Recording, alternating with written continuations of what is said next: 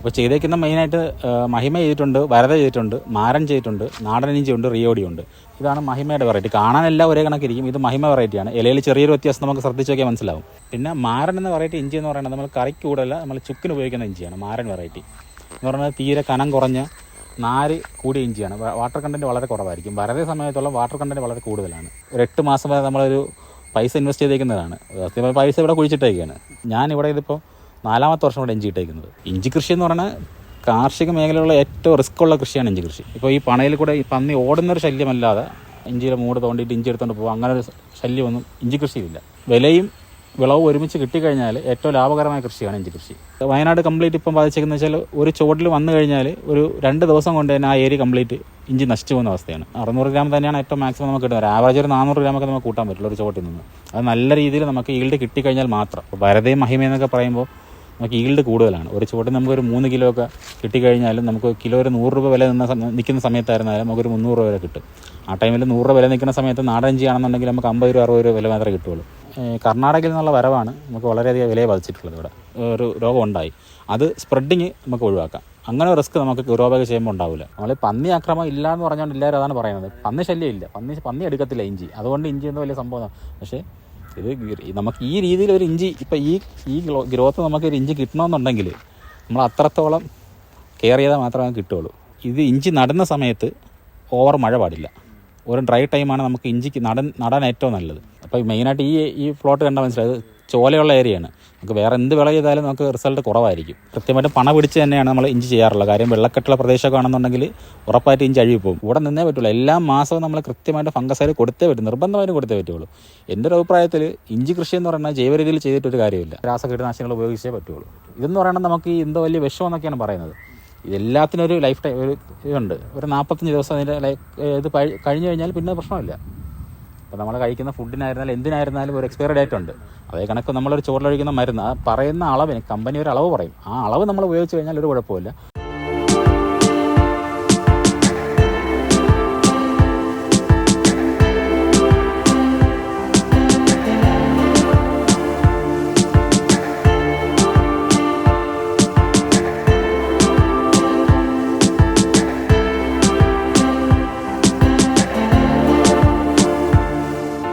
നമസ്കാരം, എൻ്റെ പേര് ജാസിം എന്നാണ്. ഞാൻ ആറ്റിങ്ങലെ കർഷകനാണ്. അപ്പോൾ ഇവിടെ പ്രധാനപ്പെട്ട ഈ ഒരു നമ്മൾ ഏകദേശം 1.5 ഏക്കറോളം സ്ഥലത്ത് ഇഞ്ചി ചെയ്യുന്നുണ്ട്. ഇതെല്ലാം ഒറ്റ പ്ലോട്ടായിട്ടല്ല ചെയ്യുന്നത്. ഒരു 3-4 സ്ഥലത്തായിട്ട് 3-4 പ്ലോട്ടായിട്ടാണ് ഇഞ്ചി ചെയ്യുന്നത്. അപ്പോൾ ഇത് ഒരു ഡെമോ പ്ലോട്ട് കണക്ക് ഒരു 4-5 വെറൈറ്റി ഇഞ്ചി അടുത്ത വർഷത്തേക്കുള്ള വിത്തിന് വേണ്ടി ചെയ്തേക്കുന്ന സ്ഥലമാണ്. ഇവിടെ കൃത്യമായിട്ടും ഫംഗസൈഡും വളങ്ങളും എല്ലാം കൊടുത്ത് ശാസ്ത്രീയമായ രീതിയിൽ നിർത്തിക്കൊണ്ട് വന്നൊരു ഇഞ്ചി തോട്ടമാണത്. ഇതൊരു 10 സെൻറ്റിനകത്തുള്ളതാണ്. അല്ലാതെ 2-3 സ്ഥലത്തായിട്ട് അല്ലാതെ വേറെ കൃഷികളുണ്ട്. മൊത്തം ഏകദേശം ഒരു 1.5 ഏക്കറോളം ഇഞ്ചി ചെയ്യുന്നുണ്ട്. ഇഞ്ചി കൃഷിയോട് താല്പര്യം മീൻസ് ഇഞ്ചി എന്ന് പറയുന്നത് നമുക്ക് നല്ല വരുമാനം തരുന്നൊരു വിളയാണ്. ഏറ്റവും റിസ്ക്കുള്ള കാർഷിക വിളയാണ് ഇഞ്ചി. ഏറ്റവും ചെയ്തെടുത്ത് നമുക്ക് സക്സസ്സായി കിട്ടാനുള്ള ഏറ്റവും റിസ്ക്കുള്ളതാണ്. പക്ഷേ അതുപോലെ നമുക്ക് ഈ പന്നിയുള്ള ശല്യം, മുള്ളം പന്നി, ഈ വക ശല്യം, കുരങ്ങെടുക്കുക, അങ്ങനെ ശല്യങ്ങളൊന്നും ഇഞ്ചിയെ സംബന്ധിച്ചോളം ഇല്ല. ഇപ്പോഴത്തെ നമുക്കിപ്പോൾ ഒരു ചുറ്റുമതിലില്ലാത്തൊരു കോമ്പൗണ്ട് ആണെന്നുണ്ടെങ്കിൽ ഉറപ്പായിട്ടും പന്നി ശല്യം ഏതൊരു വിളയിലുണ്ടാകും. ചുറ്റുമതിലില്ല എന്നുണ്ടെങ്കിൽ വാഴ കൃഷിയായിരുന്നാലും ഏതൊരു കൃഷിയായിരുന്നാലും. പക്ഷേ ഇഞ്ചി എന്ന് പറയുമ്പോൾ ഇപ്പോൾ ഈ പണയിൽ കൂടെ ഈ പന്നി ഓടുന്നൊരു ശല്യമല്ലാതെ ഈ ഇഞ്ചി എടുത്തുകൊണ്ട് പോവുക, ഇഞ്ചിയുടെ മൂട് തോണ്ടിയിട്ട് ഇഞ്ചി എടുത്തുകൊണ്ട് പോവുക, അങ്ങനെ ഒരു ശല്യമൊന്നും ഇഞ്ചി കൃഷിയില്ല. പിന്നെ നമുക്ക് നല്ല രീതിയിൽ ഇപ്പം എല്ലാ വിലയും വിളവും ഒരുമിച്ച് കിട്ടിക്കഴിഞ്ഞാൽ ഏറ്റവും ലാഭകരമായ കൃഷിയാണ് ഇഞ്ചി കൃഷി. ഇഞ്ചി ഇപ്പം നമ്മൾ ജനുവരി മാസത്തോളം ഇഞ്ചി വിളവെടുക്കും. ശേഷം ഞാൻ ചെയ്യുന്നത് ജനുവരി കഴിഞ്ഞ് ഫെബ്രുവരി മാർച്ച് വരെ മണ്ണ് റെസ്റ്റ് ചെയ്യുന്നതല്ല, പകരം നമ്മൾ ഈ നല്ല പണ പിടിച്ചാണ് നമ്മൾ ചെയ്തേക്കുന്നത്. അപ്പം നമ്മൾ ഇഞ്ചി ചുവട് വെട്ടിയെടുക്കുമ്പോഴേക്കും മണ്ണിളവിൽ തന്നെ വരുന്നത്. നല്ല രീതിയിൽ മണ്ണിളക്കം ഉണ്ടാകും. മണ്ണിളക്കം ഉണ്ടാകുമ്പോൾ നമുക്ക് ഫ്രീ ആയിട്ട് നമുക്ക് ചുമ്മാ ചെയ്തെടുക്കാൻ പറ്റുന്നതാണ് ചീര കൃഷി. ചീര നമുക്കൊരു 30-35 ദിവസം കൊണ്ട് വിളവ് കിട്ടും. ആ ഒരു ലൈഫ് ടൈം ആ ഒരു പീരീഡിൽ ഒരു 1.5 മാസം ടൈമിൽ നമ്മൾ ഇതിനിടെ ഈ ചെയ്തേക്കുന്ന പണയിൽ നമ്മൾ ചീരയിട്ട് കൊടുക്കാറുണ്ട്. ഒരു മാർച്ചിലാണ് നമ്മൾ മണ്ണൊരുക്കി തുടങ്ങുന്നത്. അടുത്ത് കൃത്യമായിട്ട് പണ പിടിച്ച് തന്നെയാണ് നമ്മൾ ഇഞ്ചി ചെയ്യാറുള്ളത്. കാര്യം വെള്ളക്കെട്ടുള്ള പ്രദേശമൊക്കെ ആണെന്നുണ്ടെങ്കിൽ ഉറപ്പായിട്ട് ഇഞ്ചി അഴുകി പോകും. നമ്മളൊരു അരയടിയെങ്കിലും മിനിമം പിടിക്കുക, അരയടി പണ കോരി അതിൽ വേണം നമ്മൾ ഇഞ്ചി നട്ട് തുടങ്ങാൻ. ആ ഒരു പണ പിടിക്കുക, പണ കോരുക എന്നുള്ളത്. ഇപ്പോൾ കണ്ട മനസ്സിലാവും എത്രത്തോളം. ഇനിയും ഈ ഒരു പണം കണ്ടില്ല. ഇനി ഇതിലും ഒരു തവണയും കൂടി 2 തവണയും കൂടി മണ്ണ് കയറ്റാണ്. 2 തവണ കൂടി നമ്മൾ വീണ്ടും മണ്ണ് കയറ്റും. ഇഞ്ചി മുള പൊട്ടുന്നതനുസരിച്ച് നമ്മളിപ്പോൾ നാണ്ടത് കണ്ടോ, ഇഞ്ചി പുറത്ത് വന്നിരിക്കുന്നുണ്ടോ. ഇനി അതിലടുത്ത മണ്ണ് കയറ്റാൻ പരിപാടിയതാണ്. ഇഞ്ചിയെല്ലാം പുറത്തേക്കാണ്. ആ ഒരു ചുവട്ടിലവിടെ ഇഞ്ചി വെളിയിൽ കാണാം. ഇനി ഈ ഗ്രോത്ത് അനുസരിച്ച് വരുന്നതാണ്, ഇഞ്ചിയുടെ ഗ്രോത്താണത്. അപ്പോൾ ഇനിയിപ്പോൾ അടുത്ത മണ്ണ് കയറ്റി കൊടുക്കണം. ഇത് ഇഞ്ചി പുറത്ത് വരുന്ന നമ്മൾ വീണ്ടും മണ്ണ് കയറ്റിക്കൊണ്ടിരിക്കും. അപ്പോൾ നമ്മൾ പണ പിടിച്ച് കൃത്യമായി ഡോളോമൈറ്റ് ഇടുക. ഡോളോമൈറ്റ് എന്ന് പറഞ്ഞാൽ നമ്മൾ മണ്ണിലെ pH ബാലൻസ് ചെയ്യുന്നുണ്ട്. നമ്മൾ ഈ കുമിൾനാശിനികളെ ഇല്ലാതാക്കാനുള്ള അടിസ്ഥാനം എന്ന് പറയുന്നത് ഒരു ഡോളോമൈറ്റ്, നമ്മൾ കുമിൾനാശിനികൾ പ്രയോഗം, അതായത് ഡോളോമൈറ്റോ കുമ്മായോ കക്കപ്പൊടി എന്തുവാണോ യൂസ് ചെയ്യാം. ഡോളോമൈറ്റ് ആകുമ്പോൾ കാൽഷ്യം കണ്ടന്റ് മറ്റും ഉള്ളതുകൊണ്ട് ഞാൻ യൂസ് ചെയ്യുന്ന ഡോളോമൈറ്റാണ്. കൃത്യമായിട്ടും ഡോളോമൈറ്റ് ഇട്ട് ഒരു 7 ദിവസം മണ്ണ് റെസ്റ്റ് ചെയ്തതിന് ശേഷം അതിൽ ചാണകപ്പൊടിയും രാജ്ഫോസും ഇട്ട് മണ്ണ് ഇളക്കിയതിന് ശേഷം അതിലാണ് നമ്മൾ ഇഞ്ചി നടുന്നത്. ഇഞ്ചി നടുന്നതിന് മുമ്പ് വാമ കൊടുക്കാറുണ്ട്. വാമിട്ട് അതിൽ മീതെ ഇഞ്ചി വെച്ചാണ് ഇഞ്ചി നടുന്നത്. ശേഷം ഒരു മാസം മുളക് പൊട്ടി വരുമ്പോഴേക്കും ആദ്യം ഓൺലൈനിൽ 19-19-19 NPK 19-19-19 5 ഗ്രാം 1 ലിറ്റർ എന്ന രീതിയിൽ എല്ലാത്തിനും സ്പ്രേ കൊടുക്കും. എല്ലാത്തിൻ്റെ ചോട്ടിൽ സ്പ്രേ കൊടുക്കും. പിന്നെ ഒരു 5 ദിവസം കഴിഞ്ഞതിന് ശേഷം ഫംഗസൈഡ് യൂസ് ചെയ്ത് തുടങ്ങും. ഫംഗസൈഡ് റെഡോമിൽ ഗോൾഡ്, സാഫ്, മിറ്റേജ് അങ്ങനെ ഓരോന്നും ഇങ്ങനെ മാറി മാറി ഉപയോഗിച്ചുകൊണ്ട് നിൽക്കും. മുള പൊട്ടി ഒരു 8 മുള ആകുമ്പോഴേക്കും നമ്മൾ ആദ്യം ചെറുതായിട്ടൊന്ന് ഒരു ഓവറായിട്ടില്ല, കുറച്ച് മണ്ണെണ്ണച്ച് കൊടുക്കും. വീണ്ടും ഇതേ കണക്ക് എല്ലാ മാസവും വളം കൊടുക്കാറുണ്ട്. NPK ആണ് കൂടുതലും കൊടുക്കുന്നത്. അതിനുശേഷം ഈ പൊട്ടാഷിൻ്റെ അളവ് കൂടി കഴിയുമ്പോഴേക്കുമാണ് ഈ പൂ വരും. ശേഷം നമ്മളിനി MOP, അതായത് മോണോമോണി ഫോസ്ഫേറ്റ് അല്ലെങ്കിൽ ഫാക്ടംബോസ്, യൂറിയ അങ്ങനെയുള്ള സാധനങ്ങൾ അല്ലാതെ പിന്നെ നമ്മൾ എല്ലാം ചുവട്ടിൽ കൊടുക്കുന്നതിന് പകരം എല്ലാം ഫോളിയർ സ്പ്രേയിൽ വഴി കൊടുക്കുന്നത്. ഫംഗസൈഡ് മാത്രമാണ് ചുവട്ടിൽ കലക്കി ഒഴിക്കുന്നത്. അതിൻ്റെ കൂട്ടത്തിൽ NPK കൊടുക്കാറുണ്ട്. അപ്പം നമ്മൾ ഫംഗസൈഡിൻ്റെ കൂട്ടത്തിൽ NPK കൂടെ കൊടുക്കുമ്പോൾ വെച്ചാൽ പെട്ടെന്ന് ചെടിക്ക് അത് വലിച്ചെടുക്കാനുള്ള ടെൻഡൻസി ഉണ്ടാവും. പെട്ടെന്ന് അതിൻ്റെ റിസൾട്ട് കിട്ടും നമുക്ക്. ഫംഗസൈഡ് കൊടുക്കുമ്പോഴായിരുന്നാലും ഒപ്പം ശകലം വളം ഈ NPK എന്തെങ്കിലും കൊടുത്തു കഴിഞ്ഞാൽ പെട്ടെന്ന് വലിച്ചെടുക്കാനുള്ള ടെൻഡൻസി ഉണ്ടാവും. അങ്ങനെ ചെയ്ത് കൊടുക്കാറുണ്ട്. പിന്നെ ഒരു 3 മാസം കഴിയുമ്പോഴേക്കും നല്ലപോലെ കിഴങ്ങ് പൊട്ടി വരുമ്പോഴേക്കും ഇത് മീതപ്പുറത്ത് വന്നു തുടങ്ങും. അപ്പോഴേക്കും വീണ്ടും മണ്ണടച്ച് തുടങ്ങും. അങ്ങനെ 2-3 തവണ മണ്ണ് കയറ്റി കൊടുക്കാറുണ്ട് ചോട്ടിൽ. കിഴങ്ങിൻ്റെ വളർച്ച അനുസരിച്ച് മണ്ണ് കയറ്റി കൊടുക്കാറുണ്ട്. പണം ഏകദേശം ഇതിൽ നിന്ന് കുറച്ചുകൂടെ ഹൈറ്റ് വരും. ഇനിയിപ്പോൾ ഇതിപ്പോൾ ഏകദേശം 1 അടി അത്രയിൽ വരുള്ളൂ. ഇനി ഒരു 1.5 അടിയോളം പണം വരും. 1.5 നല്ല വെള്ളക്കെട്ടുള്ള ഏരിയയാണെങ്കിൽ 2 അടിയോളം നമ്മൾ എടുക്കേണ്ടി വരും. ഇതിപ്പോൾ നമുക്ക് വെള്ളക്കെട്ടുള്ള പ്രദേശമല്ല. ഇഞ്ചി വെട്ടുമ്പോഴേക്കും നമ്മൾ കിളച്ച് മാറിയാൽ വെട്ടി പോകുന്നത്. അപ്പോഴേക്കും ഒന്ന് തട്ടി നിന്ന് വരും. വീണ്ടും ഇപ്പോൾ ആദ്യ തവണ നമ്മളിപ്പോൾ ഒരു സ്ഥലത്ത് ഇഞ്ചി കൃഷി ചെയ്യുമ്പോഴേക്കും നമുക്ക് ഇൻവെസ്റ്റ്മെൻറ്റ് കൂടുതലായിരിക്കും. കാരണം പണം പിടിക്കാനും മറ്റ് ലേബറെല്ലാം കൂടുതലായിരിക്കും. 2ാം തവണ കൃഷി ചെയ്യുമ്പോഴേക്കും പണം ഓൾറെഡി ഉള്ളതുകൊണ്ട് നമുക്ക് ആ ഒരു ലേബർ കുറഞ്ഞിരിക്കും. മണ്ണൊരുക്കുന്ന ഒരു വലിയൊരു എക്സ്പെൻസ് എന്ന് പറഞ്ഞാൽ നമുക്ക് കുറഞ്ഞിരിക്കും. പക്ഷേ ഞാൻ സമ്പത്ത് കർഷകനാണ്. എനിക്ക് പശുവുണ്ട്, ആട്, കോഴി എല്ലാം ഉണ്ട്. മുളകുണ്ട്, 2 ഐറ്റം. മെയിനായിട്ട് നമ്മൾ തൊണ്ടമുളകും ഉടങ്കൊല്ലി മുളകും ചെയ്യുന്നുണ്ട്. വാഴക്കൃഷിയുണ്ട്, കപ്പക്കൂവയുണ്ട്, കത്തിരിക്കയുണ്ട്. അങ്ങനെ കുറച്ച് ഐറ്റം വേറെ എല്ലാ കൃഷികളുണ്ട്. ഒരു ബൾക്ക് ക്രോപ്പ് എന്ന രീതിയിൽ ചെയ്യുന്നത് ഇഞ്ചിയാണ്. ഏകദേശം 1.5 ഏക്കറോളം പ്ലോട്ടിൽ ഇഞ്ചി മാത്രം ചെയ്യുന്നുണ്ട്. 5 വെറൈറ്റി ഇഞ്ചി അങ്ങനെ മാത്രം ചെയ്തു വരുന്നുണ്ട്. ഇവിടുത്തെ ഇഞ്ചി എന്ന് പറഞ്ഞാൽ നമ്മൾ അടുത്ത ഈ കറക്റ്റ് ഒരു കറിക്കാവശ്യത്തിനല്ലാതെ വിത്തിനാവശ്യത്തിനായിട്ട് ചെയ്ത് ഒരു നിർത്തിയിട്ട് നമ്മൾ അടുത്ത പ്ലോട്ടിലേക്ക് മാറ്റി ചെയ്യുന്നത്. ഇഞ്ചി കൃഷി എന്ന് പറഞ്ഞാൽ കാർഷിക മേഖലയിലുള്ള ഏറ്റവും റിസ്ക് ഉള്ള കൃഷിയാണ് ഇഞ്ചി കൃഷി. ഇപ്പോൾ തന്നെ നമുക്ക് ഇപ്പോഴത്തെ ന്യൂസുകളിലെല്ലാം കാണുന്നുണ്ട്. ഇപ്പോൾ കാർഷിക ന്യൂസുകളിലെല്ലാം കേട്ടാൽ മനസ്സിലാവും, വയനാട് മേഖലയിൽ കംപ്ലീറ്റ് ഇഞ്ചി എന്ന് പറഞ്ഞാൽ സർവത്ര നാശമാണ് ഇപ്പോൾ ഇഞ്ചി വന്നിരിക്കുന്നത്. ഫംഗസ് ആക്രമണം മൂലം വളരെ നാശമാണ് ഇഞ്ചി കൃഷിക്ക് വന്നിരിക്കുന്നത്. അപ്പോൾ നമ്മൾ കൃത്യമായിട്ടും കുമിൾനാശിനികൾ അവർ ഉപയോഗിച്ചുകൊണ്ട് ചെയ്താൽ മാത്രമേ ഇനിയുള്ള കാലത്ത് ഇഞ്ചി കൃഷി സക്സസ് ആവുള്ളൂ. നമ്മൾ വ്യാവസായിക അടിസ്ഥാനത്തിൽ ഇഞ്ചി കൃഷി ചെയ്യുകയാണെന്നുണ്ടെങ്കിൽ നമ്മൾ അത്രത്തോളം ഒരു 15 അല്ലെങ്കിൽ 20 ദിവസത്തിൽ കൂടുതൽ നമ്മൾ 3-4 ഫംഗസൈഡുകൾ മാറ്റി ചുവട്ടിൽ കലക്കി ഒഴിച്ചു കൊണ്ട് നിന്നാൽ മാത്രമേ നമുക്ക് നല്ലൊരു വിള കിട്ടുകയുള്ളൂ. ഇല കരിഞ്ഞു പോവുക. ഇപ്പോൾ നമ്മൾ വയനാട് കംപ്ലീറ്റ് ഇപ്പം ബാധിച്ചേക്കുന്നത് വെച്ചാൽ ഒരു ചുവട്ടിൽ വന്നു കഴിഞ്ഞാൽ ഒരു 2 ദിവസം കൊണ്ട് തന്നെ ആ ഏരിയ കംപ്ലീറ്റ് ഇഞ്ചി നശിച്ചു പോകുന്ന അവസ്ഥയാണ്. ഏറ്റവും റിസ്ക്, ഇഞ്ചിയുടെ ഏറ്റവും വലിയ റിസ്ക് എന്ന് പറഞ്ഞാൽ അത് തന്നെയാണ്, ആ ഫംഗസ് ബാധ. മൊത്തത്തിൽ നമുക്ക് ഇഞ്ചി നമ്മൾ ഒരു ചുവട്ടിൽ നിന്ന് വെട്ടിയെടുക്കുമ്പോഴേക്കും ഇഞ്ചി നല്ല വലുപ്പത്തിൽ കാണും. പക്ഷേ നമ്മളൊന്ന് പ്രസ് ചെയ്ത് നോക്കുമ്പോഴേക്കും കരിഞ്ഞ് ഉണക്കി അങ്ങ് പോവും, ഇഞ്ചി നശിച്ചു പോകും. ഒരു ഫംഗസ് ബാധയാണ് സംഭവിക്കുന്നതിൽ. അപ്പോൾ അതിനെ ഓവർകം ചെയ്താൽ മാത്രമേ ഇഞ്ചി കൃഷി വിജയകരമായിട്ട് ചെയ്യാൻ പറ്റുള്ളൂ. വിപണനം വിത്ത് ആവശ്യത്തിന് കൊടുക്കാറുണ്ട്, അല്ലാതെ വിപണികളിൽ കൊടുക്കാറുണ്ട്, കടകളിൽ കൊടുക്കാറുണ്ട്. അല്ലാതെ ഉപയോഗിക്കുന്ന നമ്മളിപ്പോൾ നല്ല രീതിയിൽ ചെയ്യുന്ന നല്ല നാടൻ ഇഞ്ചി ആവശ്യമുള്ളവർക്ക് നാടൻ ഇഞ്ചി കൊടുക്കാറുണ്ട്. നാടൻ ഇഞ്ചിക്കാണ് കൂടുതലും ആൾക്കാർ ഈ കറിക്ക് ഉപയോഗത്തിന് മറ്റിലൊക്കെ വരുന്നത്. അല്ലാതെ വിത്തിനായിട്ട് വരുന്നത് അല്ലാതെ വിത്തായിട്ട് കൊടുക്കുന്നുണ്ട്. അത് നമ്മൾ കറിക്ക് അല്ലാതെ ഉപയോഗത്തിന് ആവശ്യത്തിനായിട്ട് വെട്ടുന്നതിന് അല്ലാതെ ഒരു 1.5 മാസം കൂടെ അധികം നിർത്തിയാണ് വിത്ത് ആവശ്യമുള്ള ഇഞ്ചി ചെയ്യുന്നത്. നാടൻ ഇഞ്ചിയിൽ തന്നെയാണ് തുടങ്ങിയത്. നാടൻ ഇഞ്ചി എന്ന് പറയുമ്പോൾ നമുക്കൊരു ചുവട്ടിൽ നിന്ന് കൂടിപ്പോയൊരു 600 ഗ്രാം, ഏറ്റവും മാക്സിമം 600 അല്ലെങ്കിൽ 600 ഗ്രാം തന്നെയാണ് ഏറ്റവും മാക്സിമം നമുക്ക് കിട്ടുന്നത്. ആവറേജ് ഒരു 400 ഗ്രാമൊക്കെ നമുക്ക് കൂട്ടാൻ പറ്റില്ല ഒരു ചുവട്ടിൽ നിന്ന്. അത് നല്ല രീതിയിൽ നമുക്ക് ഈൽഡ് കിട്ടിക്കഴിഞ്ഞാൽ മാത്രം. അപ്പോൾ 1 കിലോയ്ക്ക് വില ഇപ്പോൾ എന്ന് പറഞ്ഞാൽ 1.5 കിലോ 100 ആ റേഞ്ചിലൊക്കെയാണ് വില വരുന്നത്. അപ്പം വില കുറഞ്ഞ് വരുന്ന സമയത്ത് നമുക്ക് നാടൻ ഇഞ്ചി എന്ന് പറയുമ്പോൾ നഷ്ടമായിരിക്കും.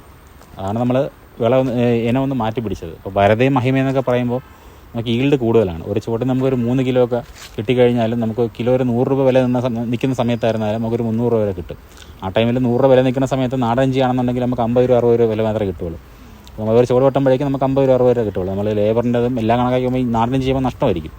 പക്ഷേ നാടൻ ഇഞ്ചിക്ക് മാർക്കറ്റ് വിലയുണ്ടെന്ന് വെച്ചാൽ നമുക്ക് മറ്റേ ഇഞ്ചി വെച്ച് നോക്കുമ്പോഴേക്കും ഒരു 50 രൂപ 100 രൂപ മാക്സിമം ഒരു 50 രൂപ വ്യത്യാസമേ വരത്തുള്ളൂ. മറ്റേ 100 രൂപ ആണെന്നുണ്ടെങ്കിൽ നാടൻ ഇഞ്ചിക്ക് 150 രൂപ തരുമായിരിക്കും, അത്രയേ ഉള്ളൂ. പക്ഷേ നമുക്ക് എപ്പോഴും ബൾക്കായിട്ട് വ്യാവസായിക അടിസ്ഥാനത്തിൽ ചെയ്യുമ്പോൾ എപ്പോഴും ലാഭം എന്ന് പറയുന്നത് മറ്റ് ഭാരതീയ മഹിമയോ മറ്റുള്ള ഇഞ്ചി നോക്കുന്നതായിരിക്കും നല്ലത്. മഹിമയുടെ വിത്തെടുത്തേക്കുന്നത് തീരൻ അഗ്രവൾ എന്നാണ്. അപ്പു മുരളീധരൻ എന്ന് പറയുന്ന ഒരു ചേട്ടനുണ്ട്. ചേട്ടൻ നടത്തുന്ന പുള്ളി കൃഷി ഓഫീസറൊക്കെ ആയിരുന്നു. പുള്ളി അത് ഇപ്പോൾ സ്വന്തമായിട്ട് സ്ഥാപനം നടത്തുന്ന ആളാണ്. തീരം അഗ്രവൾ എന്നാണ് അതിൻ്റെ പേര്. അവർ കർണാടകയിൽ ബൾക്കായിട്ട് ഒരു 16 ഏക്കറോളം ഇഞ്ചി ചെയ്യുന്ന ആളാണ്. അപ്പോൾ അവിടെ നിന്നാണ് അപ്പുചേട്ടനാണ് എനിക്ക് മഹിമ എന്ന ഇനത്തിൻ്റെ വിത്ത് വെച്ചത്. വരതേക്കാലം കൂടുതൽ ഗ്രോത്ത് ഒരു ചുവട്ടിൽ നമുക്ക് കൂടുതൽ വിള കിട്ടുന്നത് മഹിമയ്ക്കാണ്. അപ്പം അപ്പുചേട്ടനാണ് എനിക്ക് പുള്ളിയും ഷിനിസാറും തന്നെയാണ് അതിനുള്ള ഗൈഡൻസ് എല്ലാം തന്നുകൊണ്ടിരിക്കുന്നത്. അപ്പം തീരം അഗ്രോ വേൾഡിൽ നിന്നാണ് വിത്തുകൾ, ക്വാളിറ്റിയുള്ള വിത്തുകൾ എനിക്ക് അറേഞ്ച് തന്നത്. ബാക്കി വരതയുടെ വിത്ത് CTCR നിന്നാണ് എടുത്തിരിക്കുന്നത്. ഈ സൈഡ് കംപ്ലീറ്റ് വരത വെറൈറ്റിയാണ് നിൽക്കുന്നത്. നമുക്കിതിനകത്ത് ചെയ്തല്ലേ ഇപ്പം മഹിമയുടെ കാര്യങ്ങൾ പറഞ്ഞില്ലേ, ഏറ്റവും ബെറ്ററായിട്ട് തോന്നിയ മഹിമ തന്നെയാണോ? വരതയും മഹിമയും ഒരേ കണക്ക് ഈട് തരുന്നതാണ്. പക്ഷേ മഹിമ എന്ന് പറയുമ്പോൾ ഇഞ്ചിയുടെ ആ ഒരു നാടൻ ഇഞ്ചിയായിട്ട് വളരെയധികം സാമ്യമുള്ള ഒരു വെറൈറ്റിയാണ്. പിന്നതുമല്ല ഒരു ചുവട്ടിൽ നിന്നും ഒരുപാട് കിഴങ്ങുകൾ മുള പൊട്ടി കിഴങ്ങിറങ്ങുന്നത് മഹിമയിലാണ്. വരതയെന്ന് പറയുമ്പോഴേക്കും കിഴങ്ങിന് വലിപ്പം കൂടുതലായിരിക്കും. ഉള്ള കിഴങ്ങ് നല്ല വലിപ്പത്തിൽ നിൽക്കുന്നതാണ് വരത വെറൈറ്റി എന്ന് പറയുന്നത്. നമ്മൾ കണ്ടാൽ അറിയാം, ഒരു ചുവട്ടിൽ നിന്നും ഒരു 30-35ഓളം ക്ലിപ്പുകൾ വരും. നമ്മളൊരു 30 ഗ്രാമിനകത്തുള്ള 25 മുതൽ 30 ഗ്രാമിനകത്തുള്ളൊരു കിഴങ്ങാണ് ഒരു ചുവട്ടിൽ വയ്ക്കുന്നത്. അതിൽ നിന്നാണ് ഈ ഒരു ഇത്രയും പൊട്ടി വരുന്നത്. ഈ മഹിമ ഇഞ്ചി എന്ന് പറഞ്ഞാൽ 210 ദിവസം 200 ദിവസം 240 ദിവസത്തിനകത്ത് വിളവെടുക്കാം. 200 ദിവസം മുതൽ നമുക്ക് മഹിമ വിളവെടുത്ത് തുടങ്ങാം. മൊത്തത്തിൽ ഒരു 8 മാസം മുതൽ ഇഞ്ചി വിളവെടുത്ത് തുടങ്ങാം. വിത്ത് ആവശ്യത്തിനാണെങ്കിൽ ഒരു 9 മാസം 10 മാസം കൊണ്ട് നിർത്തി കഴിഞ്ഞാൽ കുഴപ്പമില്ല. മറ്റേ ഇഞ്ചി ഒരു 8 മാസം ആകുമ്പോഴേക്കും നമുക്ക് വെട്ടാൻ പറ്റും. മഹിമയ്ക്ക് കുറച്ച് നമുക്ക് ഒരു 10-20 ദിവസം മുന്നേ വെട്ടാൻ പറ്റുമെന്ന് പറഞ്ഞു കേട്ടിട്ടുണ്ട്. പക്ഷേ ഞാൻ ഒരേ കണക്കാനെല്ലാം വെട്ടുന്നത്, ഒരു വലിയ വ്യത്യാസം തോന്നിയിട്ടില്ല. മഹിമ പറയുന്നത് 240 ദിവസത്തിനകത്ത് വെട്ടി കഴിഞ്ഞാൽ വിത്തിനുള്ളത് 200 ദിവസം നമുക്ക് വെട്ടി തുടങ്ങാമെന്നാണ് പറയുന്നത്, വിളവ് കിട്ടും. ഈ കഴിഞ്ഞ ഓണത്തിന് ആ സമയത്ത് ഈ പന്നിശല്യം രൂക്ഷമായപ്പം എല്ലാ കർഷകരും മഞ്ഞൾ ഇഞ്ചി ഇതിലോട്ട് തിരിഞ്ഞില്ല. അപ്പം ഈ ലഭ്യത കൂടിയപ്പം ഇത് ഭയങ്കരമായിട്ട് വിപണിയൊന്നും താന്നില്ലേ? ഇവിടെ കേരളത്തിലെ ലഭ്യത കൂടിയപ്പോൾ മാത്രമല്ല, കർണാടകയിൽ നിന്നും ബൾക്കായിട്ട് ഇഞ്ചി കയറുന്നുണ്ടായിരുന്നു. കർണാടകയിൽ നിന്നും ആന്ധ്രയിൽ നിന്നെല്ലാം, കർണാടകയിൽ കൂടുതലും അവിടെ നിന്ന് ബൾക്കായിട്ട് ഇഞ്ചി വരുന്നതിൻ്റെ ഇതിലാണ്. നമുക്കിപ്പോൾ കിലോയ്ക്ക് 1.5 കിലോ 100 രൂപ ആ റേഞ്ചിലൊക്കെ ഓണ സമയത്ത് മറ്റത് നമുക്ക് ഇഞ്ചി 450 രൂപ വില വരെ പോയ സമയമുണ്ടായിരുന്നു. ഈ കർണാടകയിലൊക്കെ വിളവ് കുറഞ്ഞ സമയത്ത് നമുക്ക് അന്ന് നല്ല വിലയുണ്ട്. പക്ഷേ ഇപ്പോൾ കേരളത്തിൽ എന്ന് മാത്രമല്ല, വയനാടും കർണാടകയുമാണ് ഇഞ്ചി കൃഷി ലീഡ് ചെയ്യുന്നത്. ബാക്കി ജില്ലകളിലൊക്കെ അത്യാവശ്യം ഇഞ്ചി ഉണ്ടെങ്കിലും കർണാടകയിൽ നിന്നുള്ള വരവാണ് നമുക്ക് വളരെയധികം വിലയെ ബാധിച്ചിട്ടുള്ളത്. ഇവിടെ ഈ ഗ്രോ ബാഗിൽ ചെയ്യുമ്പോൾ എന്താണ്? ഗ്രോ ബാഗിൽ ഇപ്പം വളരെയധികം സ്ഥലം ഇല്ലാത്തവർക്ക്, ഇപ്പം വീട്ടിൽ ഒരു 5-10 മൂട ചെയ്യുന്നവർക്കും ഗ്രോ ബാഗ് ചെയ്യാം. അല്ലാതെ ചെയ്യാന്ന് വെച്ചാൽ ഇതിൻ്റെ ചുവട്ടിലുള്ള ഈ കാട് ഇറക്കം അങ്ങനെയല്ല, ഈ കള വരുന്നില്ലേ, അതെല്ലാം കുറച്ചങ്ങ് ഒഴിവാക്കാൻ പറ്റും. ഇത് വരുമ്പോഴേക്കും ഈൽഡ് വരുമ്പോഴേക്കും തറയിൽ ചെയ്യുമ്പോഴേക്കും കുറച്ചുകൂടെ ഈൽഡ് കിട്ടുന്നത്. പിന്നെ ഗ്രോ ബാഗ് ചെയ്യുമ്പോഴേക്കും നമുക്കിപ്പോൾ ഒരു ചുവട്ടിലൊരു ഫംഗസ് ബാധ ഉണ്ടായി, ഒരു രോഗം ഉണ്ടായി, അത് സ്പ്രെഡിങ് നമുക്ക് ഒഴിവാക്കാം. അങ്ങനെ ഒരു റിസ്ക് നമുക്ക് ഗ്രോ ബാഗ് ചെയ്യുമ്പോൾ ഉണ്ടാവില്ല. ഇപ്പോൾ ഒരു ചുവട്ടിൽ വന്നാൽ ആ അസുഖം ആ ചുവട്ടിൽ തന്നെ എനിക്ക് നിൽക്കുന്നത്, മൊത്തത്തിലോട്ട് സ്പ്രെഡായി പോകത്തില്ല. പക്ഷേ തറയിൽ നമുക്കിപ്പോൾ ഒരു ചുവട്ടിൽ വന്നു കഴിഞ്ഞാൽ ഒരു നിമിഷം കൊണ്ട് നമുക്ക് ഇങ്ങനെ അതായത് വളരെ പെട്ടെന്നായിരിക്കും സ്പ്രെഡിങ് നടക്കുന്നത്. ഈ വായുവിൽ കൂടെ അല്ലാതെ റൂട്ടിൽ കൂടെ സ്പ്രെഡാവുന്ന രോഗങ്ങൾ ഗ്രോ ബാഗ് ചെയ്യുമ്പോൾ കുറവായിരിക്കും. ഞാൻ എല്ലാ ഫംഗസൈഡുകൾ കൃത്യമായിട്ട് നമ്മൾ വിത്ത് നടുന്നതിന് മുന്നേ തന്നെ ഫംഗസൈഡിൽ മുക്കി തന്നെയാണ് നമ്മൾ തുടങ്ങുന്നത്. റെഡോമൽ ഗോൾഡിൽ ഒരു മരുന്ന് മുക്കിയിട്ട് ഇഞ്ചി ഒരു 10 മിനിറ്റ് 15 മിനിറ്റ് മുക്കി വെച്ചതിന് ശേഷമാണ് നട്ട് തുടങ്ങുന്നത്. ശേഷം എല്ലാ 15 ഒരു മുള പൊട്ടിയതിന് ശേഷം, ഇഞ്ചി മുള പൊട്ടി തുടങ്ങിയതിന് ശേഷം ഒരു 20 ദിവസം അല്ലെങ്കിൽ 25 ദിവസം, ഒരു കൃത്യം എല്ലാ മാസവും തന്നെ കണക്ക് പറയുന്നത്, എല്ലാ മാസവും നമ്മൾ ഫംഗസൈഡ് കൊടുക്കും. അതിപ്പോൾ ഒരേ ഫംഗസൈഡ് തന്നെ റിപ്പീറ്റായി പോവുകയല്ല ചെയ്യുന്നത്. ഇപ്പോൾ ഇത്തവണ റെഡോമൽ ഗോൾഡാണ് കൊടുക്കുന്നുണ്ടെങ്കിൽ അടുത്ത തവണ സാഫ് കൊടുക്കാം, സാഫ് അടുത്ത് കഴിഞ്ഞ് ബാൻസർ കൊടുക്കാം, ശേഷം മിറ്റേജ് കൊടുക്കാം, വീണ്ടും അങ്ങനെ സൈക്കിൾ മാറി വരാം.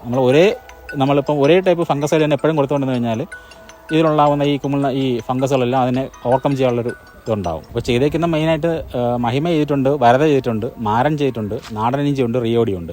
അതിൽ ഈ കാണുന്നതെല്ലാം വരത വെറൈറ്റിയാണ്, വരതയുടെ വെറൈറ്റികളാണ് ഈ കാണുന്നതെല്ലാം.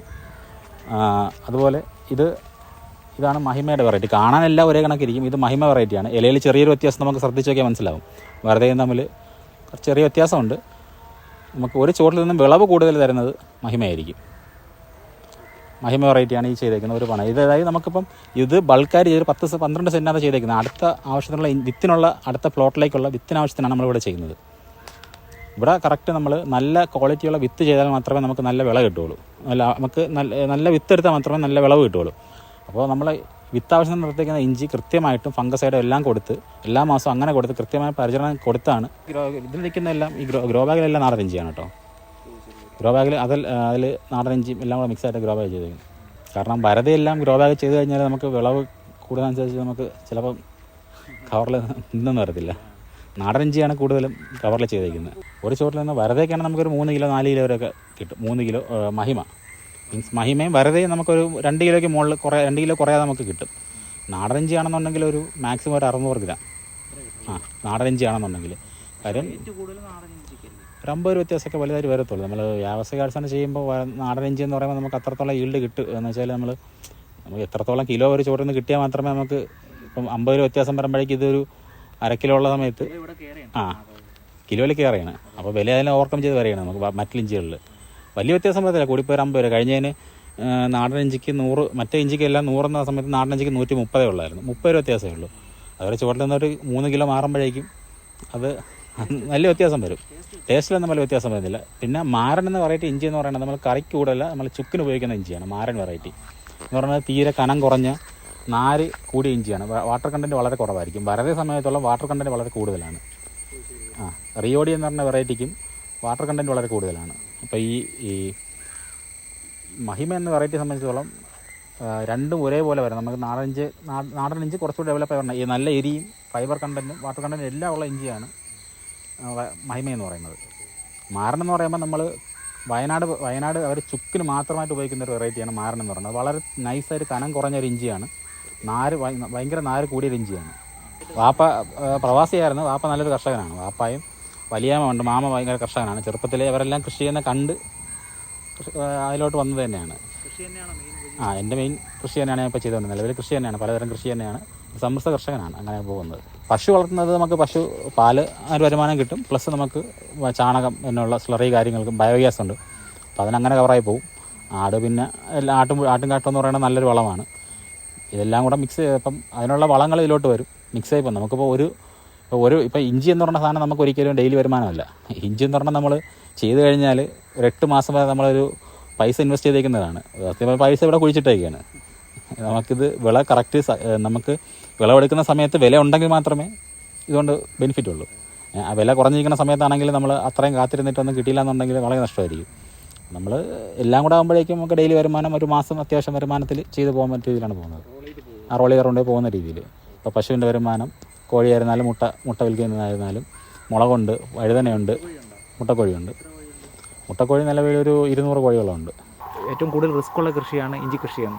പക്ഷെ പൊതുവെ ആൾക്കാർ കരുതുന്ന റിസ്ക് കുറഞ്ഞ കൃഷിയാണ് ഇഞ്ചി കൃഷി. ഒരിക്കലുമല്ല. അത് ചെയ്യുമ്പോഴേ മനസ്സിലാവുള്ളൂ. അത് ഇഞ്ചി എന്ന് പറഞ്ഞാൽ ഏറ്റവും റിസ്ക് ഉള്ള കൃഷി എന്ന് പറഞ്ഞാൽ ഇഞ്ചി കൃഷിയാണ്. മഞ്ഞൾ എന്ന് പറഞ്ഞ സാധനം, മഞ്ഞൾ നമ്മൾ നട്ട് ഒന്ന് പൊടിച്ച് കഴിഞ്ഞാൽ നമ്മളവിടെ കളഞ്ഞിട്ട് പോയിരുന്നാലും കുഴപ്പമില്ല, അവിടെ നിന്ന് പൊടിച്ച് കയറിക്കോളും. വളം കൊടുത്താലും ഇത് കൃത്യമായിട്ട് ഫംഗസൈഡും എല്ലാം കൊടുത്ത് നമ്മൾ പന്നി ആക്രമണം ഇല്ല എന്ന് പറഞ്ഞുകൊണ്ട് എല്ലാവരും അതാണ് പറയുന്നത്. പന്നി ശല്യം ഇല്ല, പന്നി എടുക്കത്തില്ല ഇഞ്ചി. അതുകൊണ്ട് ഇഞ്ചി എന്തോ വലിയ സംഭവമാണ്. പക്ഷേ ഇത് നമുക്ക് ഈ രീതിയിൽ ഒരു ഇഞ്ചി ഇപ്പോൾ ഈ ഗ്രോത്ത് നമുക്ക് ഒരു ഇഞ്ചി കിട്ടണമെന്നുണ്ടെങ്കിൽ നമ്മൾ അത്രത്തോളം കെയർ ചെയ്താൽ മാത്രമേ കിട്ടുകയുള്ളൂ. അത്രത്തോളം ഫംഗസൈഡും ഫെർട്ടിലൈസേഴ്സും കൃത്യമായിട്ട് കൊടുത്താൽ മാത്രമേ ഈ ഒരു രീതിയിൽ നമുക്ക് കിട്ടി വരുള്ളൂ. എന്തെങ്കിലും ഒരു രോഗബാധ ഉണ്ടായിക്കഴിഞ്ഞാൽ അത് പിന്നെ മൊത്തത്തിൽ സ്പ്രെഡാവും, ഇഞ്ചി മൊത്തത്തിൽ പോകും. നമ്മൾ വയനാടൊക്കെ നോക്കിയാൽ മനസ്സിലാവും ഇത്തവണത്തെ ഇഞ്ചി കൃഷി എങ്ങനെയാണെന്ന്. മൊത്തം നാശത്തിലാണ് നോക്കിക്കൊണ്ടിരിക്കുന്നത്. അവിടെല്ലാം ഇവിടെ നിന്നേ പറ്റുള്ളൂ. എല്ലാ മാസവും നമ്മൾ കൃത്യമായിട്ട് ഫംഗസൈഡ് കൊടുത്തേ പറ്റും, നിർബന്ധമായിട്ട് കൊടുത്തേ പറ്റുള്ളൂ. എൻ്റെ ഒരു അഭിപ്രായത്തിൽ ഇഞ്ചി കൃഷി എന്ന് പറഞ്ഞാൽ ജൈവ രീതിയിൽ ചെയ്തിട്ടൊരു കാര്യമില്ല. ജൈവ രീതിയിൽ വ്യാവസായിക അടിസ്ഥാനത്തിൽ അപ്പം വീട്ടിലത്തെ ആവശ്യത്തിന് നമ്മളൊരു ഗ്രോ ബാഗിൽ 5-10 അടുക്കള മുറ്റത്ത് ചെയ്യുന്ന അതല്ല. ബൾക്കായിട്ട് ചെയ്യുമ്പോൾ ഒരു 10 സെൻറ്റ് കൂടുതലൊക്കെ ഇഞ്ചി കൃഷി ബൾക്കായിട്ട് ചെയ്യുന്നവരാണെങ്കിൽ കൃത്യമായിട്ട് ഫംഗസൈഡും വളങ്ങളും ഉപയോഗിക്കാതെ നമുക്ക് ഒരിക്കലും ഇഞ്ചി റിസൾട്ട് കിട്ടില്ല. ജൈവ രീതിയിൽ ഒരിക്കലും ഇഞ്ചി ഇനിയുള്ള കാലത്ത് എനിക്ക് തോന്നുന്നില്ല ഇഞ്ചി മുന്നോട്ട് പോകുമെന്ന്. ജൈവ രീതിയിൽ മുന്നോട്ട് കൊണ്ടുപോകാൻ പറ്റുമെന്ന് എനിക്ക് തോന്നുന്നില്ല. അത് ഭയങ്കര വിവാദമായ സ്റ്റേറ്റ്മെൻറ്റ് എന്തെങ്കിലും ആയിരിക്കാം. പക്ഷേ അത് ഞാൻ ഉള്ളതുപോലെ പറയുകയാണ്. എൻ്റെ അനുഭവത്തിൽ നിന്നാണ് ഞാൻ പറയുന്നത്. ജൈവ രീതി ചെയ്ത ഇഞ്ചി ഞാൻ കാണിച്ചു തരാം. നമ്മുടെ ജൈവ രീതിയിലുള്ള പ്ലോട്ട് വേറെ ചെയ്തിട്ടുണ്ട്. അവിടുത്തതും ഇവിടെ തമ്മിൽ ഒരു വ്യത്യാസം കാണുമ്പോൾ മനസ്സിലാവും എങ്ങനെയാണ് അതിൻ്റെ തന്നെ. അപ്പം ഇഞ്ചി കൃഷി എന്ന് പറഞ്ഞാൽ ഒരു സ്ഥലത്ത് നമുക്ക് മാക്സിമം 2-3 കൃഷിയെ ചെയ്യാൻ പറ്റുമെന്നാണ് പറയുന്നത്. ഞാനിവിടെ ഇതിപ്പോൾ 4ാമത്തെ വർഷം കൂടെ ഇഞ്ചി ഇട്ടേക്കുന്നത്. ഈ പ്ലോട്ടിൽ 4ാമത്തെ വർഷമാണ്.